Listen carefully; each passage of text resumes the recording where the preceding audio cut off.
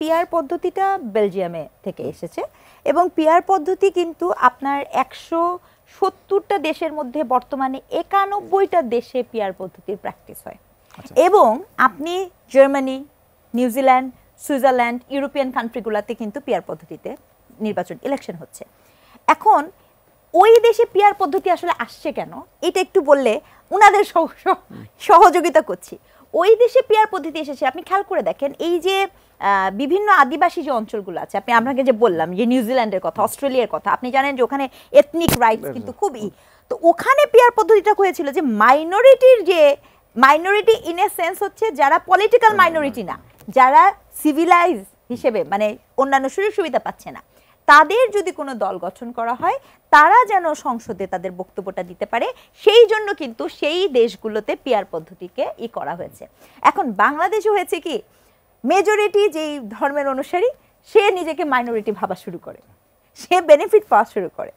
আমি আজকে দেখলাম আমাদের জামাতের হেফাজতে ইসলাম তারা বলেছেন যে মানবাধিকার কমিশনের প্রধান কার্যালয় এখানে করতে দিবেন না, ঠিক আছে, কারণ মানবাধিকার কমিশনে তাদের সাথে সংঘর্ষ হয়। মানে এই যে একটা বাস্তবতা, রাজনৈতিক বাস্তবতা এখানে কাজ করছে, এই রাজনৈতিক বাস্তবতা তো ওই যে যেই নোবেলিটি নিয়ে পিআর পদ্ধতিটা যে আমি যে বললাম আপনার 91টা দেশে কাজ করছে, ওই নোবেলিটিটা তো এখানে আর্টিকুলেট করার সুযোগ তৈরি হয় নাই। এটা এক নাম্বার। কারণ যারা এটার দাবি করছে তারাও জানেন না যে আসলে পিআর পদ্ধতিটা কি জন্য করা হয়েছে। তাদের দাবির উদ্দেশ্য যেটা দিয়ে আমি আপনাকে শুরু করেছিলাম, যেহেতু আমি এখন ভোটে যেতে পারবো না সেহেতু আমি পিআর পদ্ধতিতে যেতে চাই। একটা ছোট ডাটা দিই, পিআর পদ্ধতির সংকটটা দেখেন। 2001 সালে বিএনপি 40.86% ভোট পেয়েছিল এবং আসন পেয়েছিল 193টি। সানবিট সব দিবে সামাল। সানবিট ম্যাজিক প্রেস ডিশওয়াশিং এর মাথা ঘোরানো সলিউশন। 2001 সালের এই নির্বাচনে আওয়ামী লীগ ভোট পেয়েছিল 40.22%। মানে আপনি দেখেন বিএনপি পেয়েছে 40.86, আওয়ামী লীগ পেয়েছে 40.22। 40.22% ভোট পেয়ে আওয়ামী লীগ পেয়েছে মাত্র 62 আসন। এখন এই ঘটনাটা যদি পিআর পদ্ধতিতে হতো তখন কিন্তু আওয়ামী লীগ 62 আসনটা পায় না।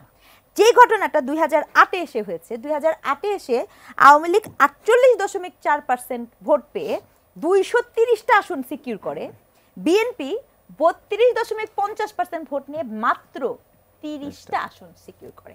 কাজে এই যে পিআর পদ্ধতিটা কোনোভাবে আপনার যে ভোট পাচ্ছে সংখ্যানুপাতিকভাবে, এতে করে যে জাস্টিফিকেশন তৈরি হয়, আসলে এখানে জাস্টিফিকেশন তৈরি হয় না। এটা হচ্ছে এক নাম্বার। 2 নাম্বার, এই যে first past the post, FTP যেটা আমাদের হচ্ছে, হ্যাঁ যেটা আমাদের হচ্ছে, এই পদ্ধতির কিন্তু সংকট আছে। যেমন মনে করেন, আমি মনে করি যে আপনি যদি স্থানীয় যে ব্যবস্থা আছে, সরকার নির্বাচন ব্যবস্থা আছে, সেখানে আপনি পরীক্ষামূলকভাবে একটা জিনিস করে দেখতে পারেন। একেবারেই যে সেটা উপযুক্ত না এরকম নাও হতে পারে। যেমন মনে করেন তত্ত্বাবধায়ক সরকার, পৃথিবীর সভ্য দেশগুলোতে তত্ত্বাবধায়ক সরকার বলে কিন্তু আসলেই কোনো কনসেপ্ট নাই, কিন্তু আমাদের এখানে এটা এখন পর্যন্ত প্রয়োজন। সবচেয়ে বড় ব্যাপার হচ্ছে যেটি আসলে পয়েন্ট টু বি নোটেড, আমি লোক চিনি না, আমি মার্কা চিনি। মার্কা চিনে ভোট দিলে সংকট যেটা তৈরি হবে বিশেষ করে বড় দলগুলোতে, ওনারা তখন দলের অভ্যন্তরীণ রেশানলে পড়ে যাবেন, বাটোয়ারাটা কিভাবে করবেন আর নমিনেশন কিভাবে।